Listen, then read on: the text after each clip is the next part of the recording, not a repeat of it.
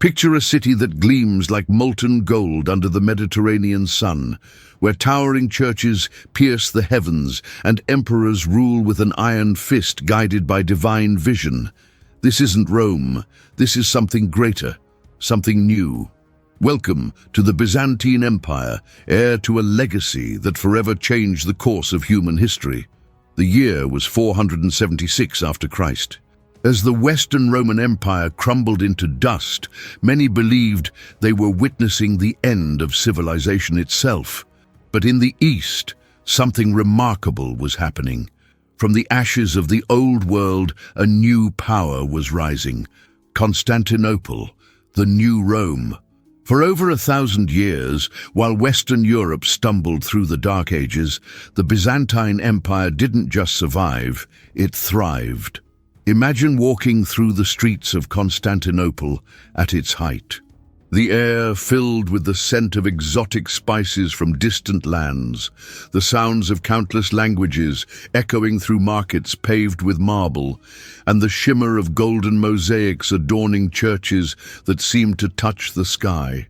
This wasn't just a city, it was the heart of a civilization that would become the greatest power of the medieval world. But how did this empire, born from the remains of Rome, grow to surpass even its predecessor? How did rulers like Justinian transform a dying Roman dream into something entirely new? And what secrets allowed Byzantium to endure while other empires crumbled into legend? Today, we'll journey back in time to uncover these mysteries. We'll walk the streets of Constantinople, witness the rise of Emperor Justinian from humble beginnings to absolute power, and discover how this remarkable empire shaped our world in ways that continue to echo through time. If you're fascinated by epic tales of empire power and the rise and fall of civilizations, join us on this incredible journey through history. Subscribe to the Medieval Archives, and together we'll explore the greatest stories history has to offer. In the year 330 after Christ, a visionary emperor named Constantine the Great made a decision that would change the course of history. He chose to build a new capital for the Roman Empire, but not just any capital. This would be a city to rival Rome itself, Constantinople. Picture this, a magnificent city strategically positioned where Europe meets Asia, where the waters of the Bosphorus Strait create a natural highway between the Black Sea and the Mediterranean. Constantine didn't just pick this location by chance. He saw what many before him had seen, a perfect natural harbor, easily defensible positions, and a crossroads of trade routes that would bring wealth flowing into the city's coffers. But what made Constantinople truly remarkable were its defenses, massive walls stretched across the peninsula with the sea protecting three sides of the city. These weren't just any walls, they were engineering marvels that would withstand sieges for centuries to come. Even the most powerful armies of the age would break against these fortifications like waves against a cliff. Yet Constantinople was far more than just an impregnable fortress. Within its walls, Constantine created a city that embodied the height of Roman engineering and culture. Imagine walking through its streets, where elaborate aqueducts carried fresh water to every corner of the city. Public baths, grand forums, and hippodromes provided entertainment and social spaces for its citizens. The city's great library housed countless scrolls and manuscripts, rivaling the famous Library of Alexandria in both size and importance. Here's a fascinating detail that few people know. When Constantine laid out his new city, he deliberately made it mirror Rome's 7 hills. He wanted everyone to understand that this wasn't just a new capital.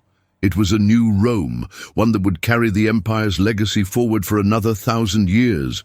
And speaking of grand buildings, let me share something remarkable about the later construction of the Hagia Sophia. When Emperor Justinian completed this architectural wonder, he stood in its massive nave, looked up at the seemingly floating dome, and exclaimed, "Solomon, I have surpassed you." He was referring to Solomon's temple in Jerusalem. Considered one of the wonders of the ancient world, the sheer audacity of that statement shows just how ambitious and confident the Byzantines had become.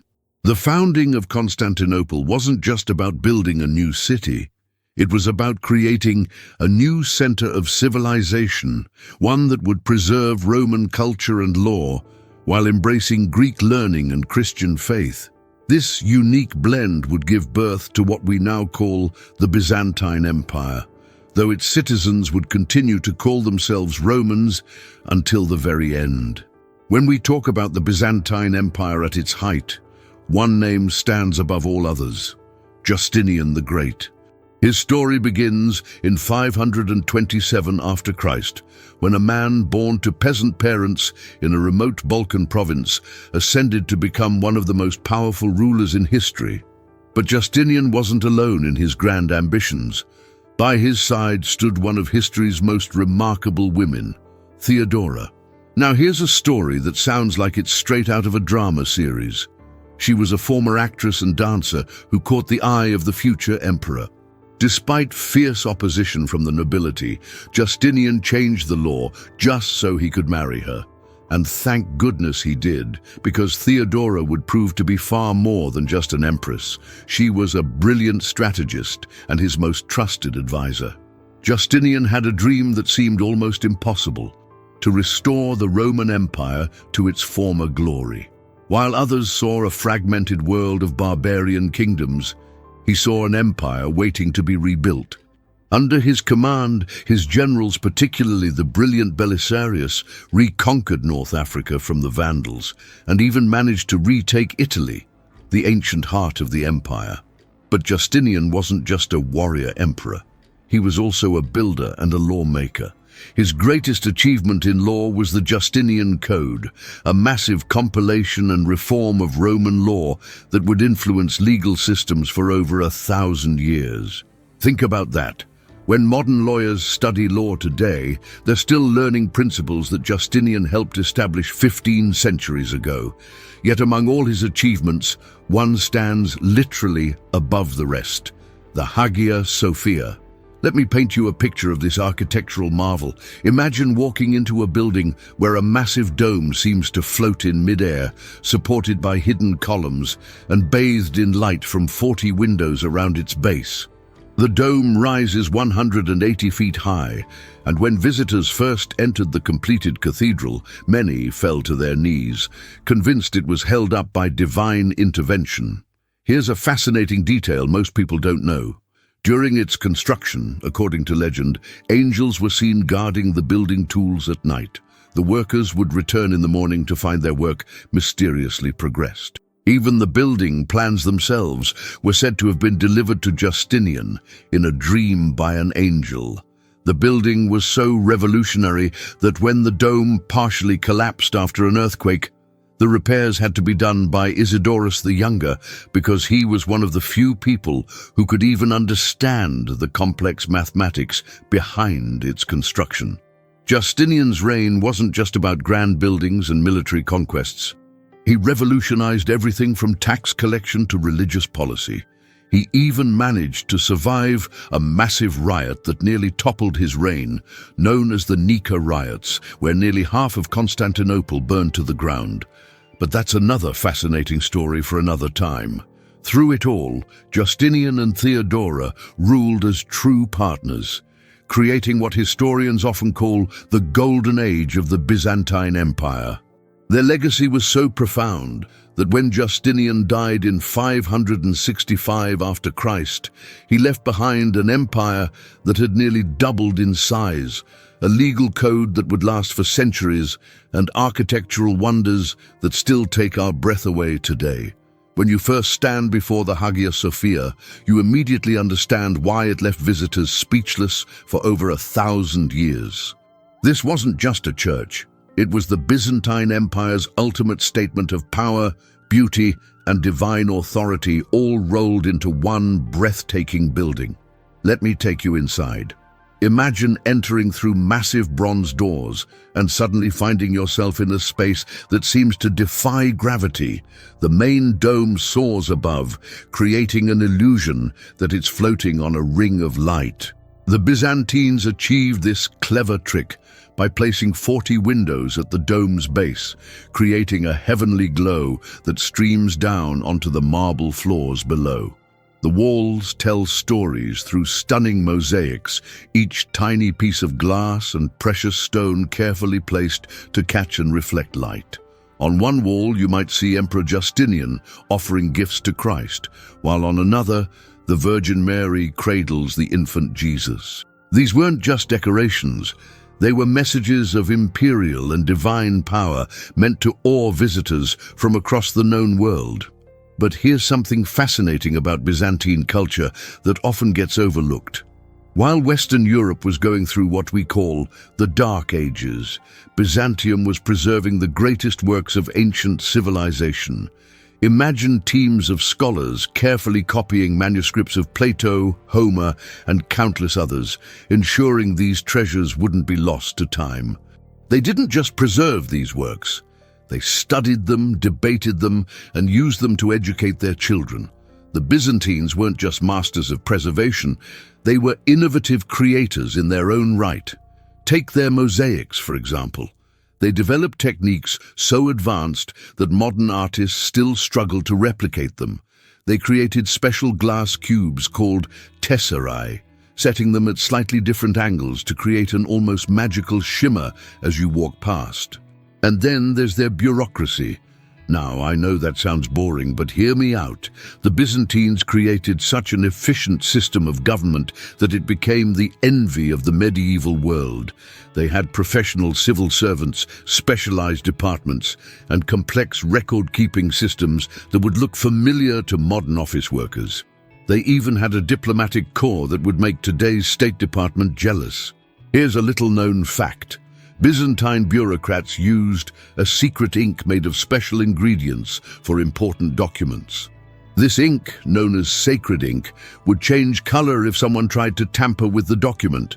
Think of it as a medieval version of document security.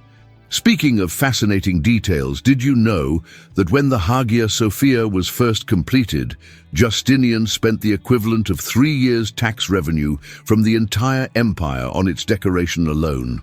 The altar was made of gold and studded with precious gems, melted down sadly during the Fourth Crusade centuries later. The cultural achievements of Byzantium went far beyond just beautiful buildings and efficient paperwork.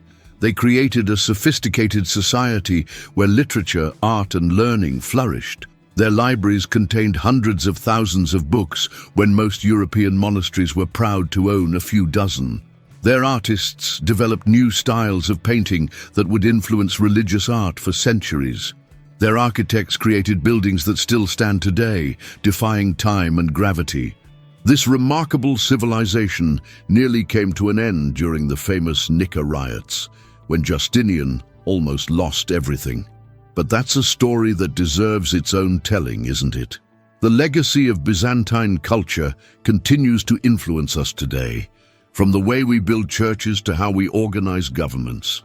What do you think was Byzantium's greatest contribution to world culture? The magnificent Hagia Sophia, their preservation of ancient knowledge, or perhaps their innovative system of government? Share your thoughts in the comments below, and don't forget to subscribe to the Medieval Archives for more fascinating stories from history. The year 532 after Christ nearly marked the end of what would become Byzantium's golden age. It all started in the Hippodrome, Constantinople's massive chariot racing stadium, where what began as a sporting rivalry erupted into one of history's most devastating urban riots. Picture this. Constantinople's citizens were divided into two major racing teams, the Blues and the Greens. These weren't just sports fans, they were more like political parties with chariots. Think of them as ancient ultras with connections to every level of society, from street vendors to senators. What sparked the chaos? Justinian had arrested several blue and green supporters for murder, and they were sentenced to death. When the execution went wrong and two survivors took refuge in a church, both factions united against Justinian, something that had never happened before. Their battle cry was Nika, meaning victory. And that's how this near-catastrophic event got its name. Here's where things get really intense.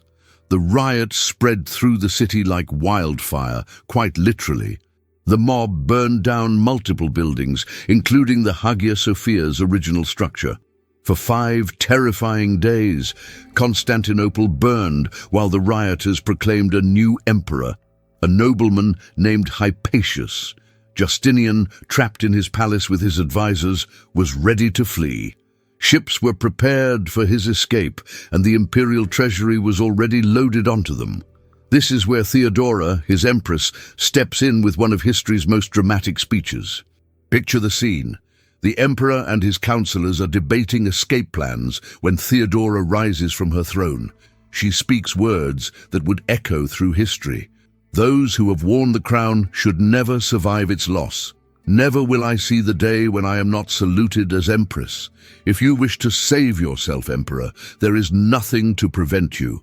But as for me, I like the ancient saying, the imperial purple makes a fine burial shroud.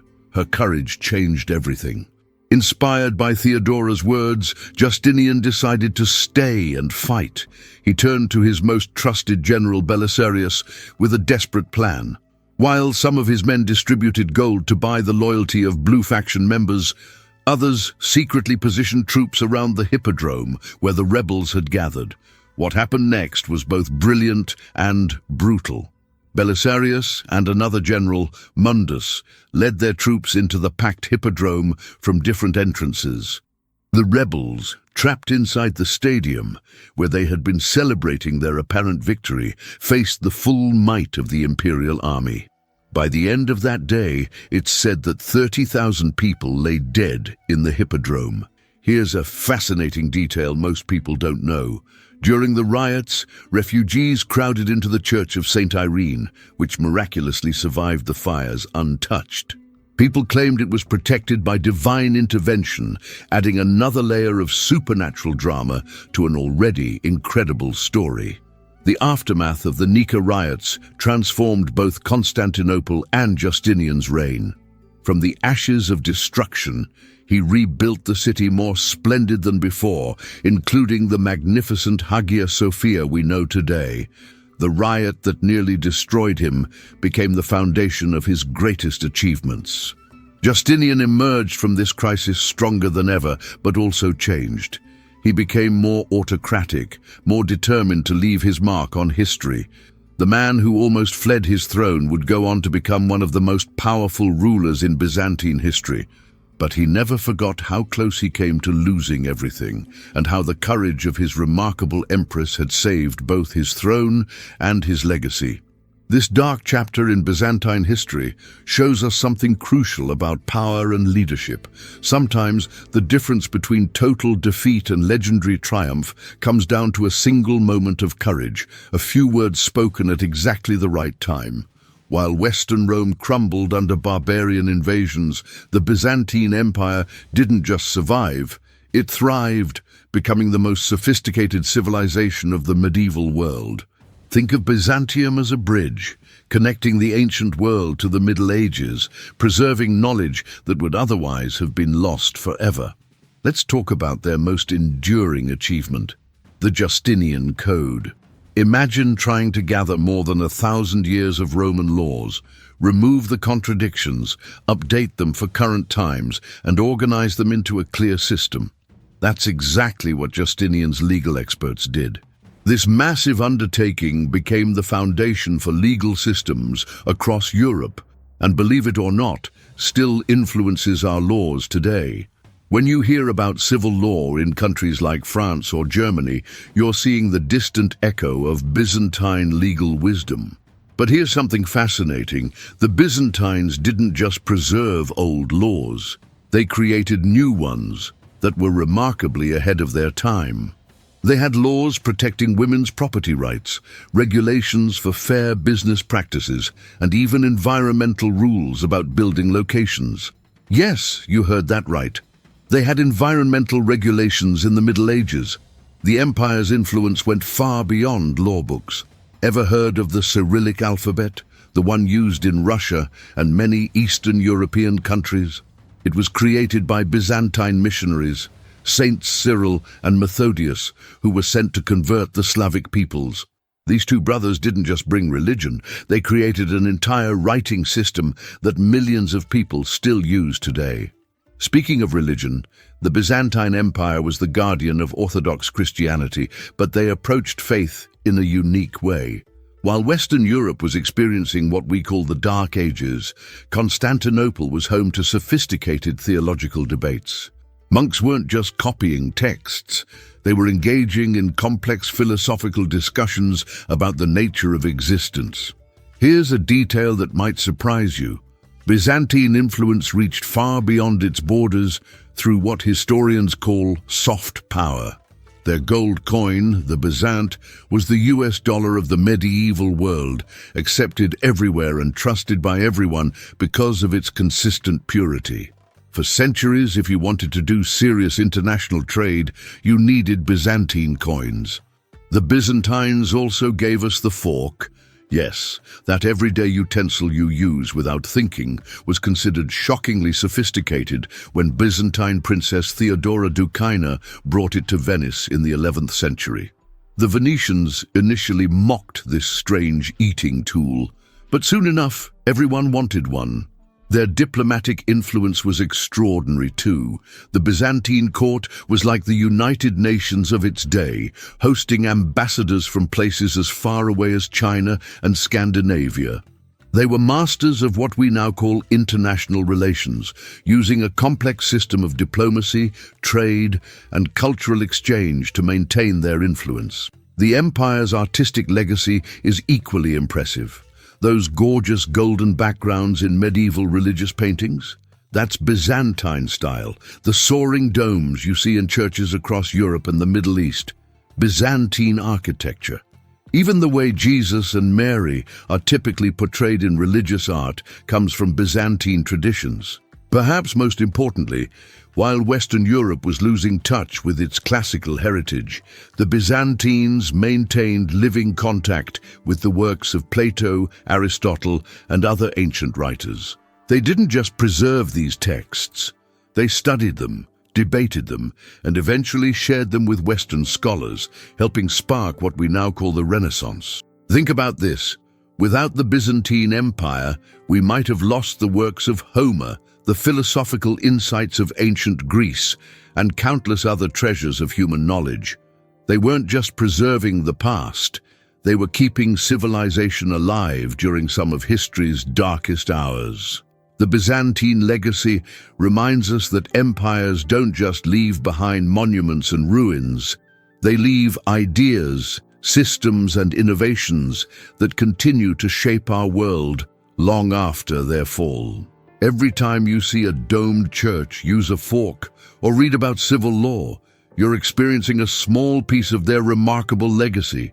All great stories must come to an end, and the tale of the Byzantine Empire is no exception. But what an ending it was! A drama that unfolded over centuries, leading to one of history's most pivotal moments, the fall of Constantinople in 1453 after Christ. Let me take you to the empire's final centuries. The once mighty Byzantium faced challenges that would have destroyed lesser civilizations in mere decades. The rise of powerful new enemies, the loss of vital territories, and a series of internal crises all contributed to its gradual decline. One of the most devastating blows came during the Fourth Crusade in 1204 after Christ. Here's an incredible irony. The greatest damage to the Christian Byzantine Empire came not from Muslim armies, but from fellow Christians. Venetian-led crusaders, supposedly on their way to fight in the Holy Land, instead turned their weapons on Constantinople. They looted the richest city in Christendom for 3 days straight, stealing everything from precious relics to the bronze horses that once adorned the hippodrome. The empire never fully recovered from this betrayal. Though they eventually retook Constantinople, the Byzantines were now a shadow of their former selves. Their territories shrank, their wealth diminished, and their enemies grew stronger. Enter the Ottomans. Under ambitious sultans like Mehmed II, this powerful Turkish empire had been steadily conquering Byzantine territories. By the mid-15th century, Constantinople stood as an island of Christianity in an Ottoman sea. The city that had once ruled from Italy to Syria was now reduced to little more than its walls. The final siege began on April 6, 1453. The last Byzantine emperor, Constantine XI, faced an Ottoman army of over 100,000 men with barely 7,000 defenders. But those ancient walls, which had protected the city for a millennium, still stood strong. Here's where the story takes a fascinating turn. The Ottomans brought something never seen before, a massive cannon designed by a Hungarian engineer named Urban. This monster could fire stone balls weighing more than half a ton. When the Byzantines couldn't match his salary, Urban sold his services to the Ottomans. Sometimes history turns on such small decisions. The end came on May 29th. As the morning sun rose over the Bosphorus, Ottoman troops poured through a breach in the walls. The last Byzantine emperor cast off his purple robes and led a final charge against the invaders. His body was never found, though legend says he was identified only by the golden eagles embroidered on his boots. Let me share something remarkable about that final day. As Ottoman troops broke into the city, thousands of citizens fled to the Hagia Sophia, convinced that an angel would descend from heaven to save the city at the last moment. This belief came from an ancient prophecy that said when enemies reached the column of Constantine, an angel would appear and hand a sword to a humble man who would drive out the invaders. They waited in vain. The angel never came. Yet even in defeat, Byzantium left an incredible legacy. The scholars who fled the fallen city brought their precious manuscripts to Italy, helping fuel the Renaissance. The Ottoman Empire, which conquered them, adopted many Byzantine customs and administrative systems. Even today, whenever you see a domed church or study law in many countries, you're touching a piece of Byzantine civilization. The fall of Constantinople marked the end of the Roman world that had begun more than 2,000 years earlier with a small settlement on the Tiber River. But in a way, Byzantium never truly died. Its influence lives on in our art, our architecture, our laws, and our imagination. It reminds us that even the mightiest empires eventually fall, but their legacy can echo through centuries. The Byzantine Empire proved that even in history's darkest hours, the light of civilization never completely fades. In fact, sometimes it shines brightest just before the end. Their story teaches us that true greatness isn't just about conquest and power. It's about creating something that outlasts you, something that continues to inspire long after the empire itself has vanished into the mists of time. As we reach the end of our journey through the magnificent story of Byzantium, let's take a moment to reflect on what we've discovered. The Byzantine Empire wasn't just Rome's successor. It was something entirely new and remarkable, a civilization that took the best of the ancient world and transformed it into something uniquely their own. Think about it. While Western Europe struggled through the Dark Ages, Constantinople's streets were lit at night, its scholars debated philosophy in grand libraries, and its architects created buildings that still take our breath away today. The Byzantines didn't just preserve civilization, they advanced it, from Justinian's ambitious dreams of restoration to the awe-inspiring dome of the Hagia Sophia, from the bustling streets of Constantinople to the far-reaching influence of the Justinian Code. The Byzantine legacy surrounds us in ways we might never have imagined. Every time you step into a domed church, every time you see golden mosaics gleaming in the light, every time you study civil law or use a fork at dinner, you're experiencing a small piece of their remarkable achievement. But perhaps the most important lesson we can learn from Byzantium is about resilience and adaptation. Here was an empire that faced countless challenges: invasions, plagues, civil wars, religious conflicts. yet survived for more than 1,000 years. They did it by holding firmly to their core values while constantly adapting to new challenges. In many ways, they were masters of reinvention, showing us that preserving civilization doesn't mean standing still. It means growing, changing, and evolving. What do you think we can learn from the Byzantine legacy? How might their experience of preserving knowledge while facing seemingly insurmountable challenges speak to our own times? What aspects of their story resonate most with you? I'd love to hear your thoughts in the comments below. What was your favorite part of the Byzantine story? Was it Justinian and Theodora's remarkable partnership? The architectural wonder of the Hagia Sophia? Or perhaps the dramatic tale of the empire's final days? If you've enjoyed this journey through one of history's most fascinating empires, please take a moment to like this video and share it with others who might appreciate this remarkable story. Don't forget to subscribe to the Medieval Archives, where we bring history's greatest stories to life. Ring that notification bell to ensure you never miss our upcoming episodes about other fascinating chapters of medieval history. And remember, as Byzantium showed us, even in the darkest of times, the light of civilization never truly dies. It just takes on new forms and finds new ways to shine. Until our next historical adventure, thank you for joining me on this extraordinary journey through time. This is the Medieval Archives, where the past comes alive.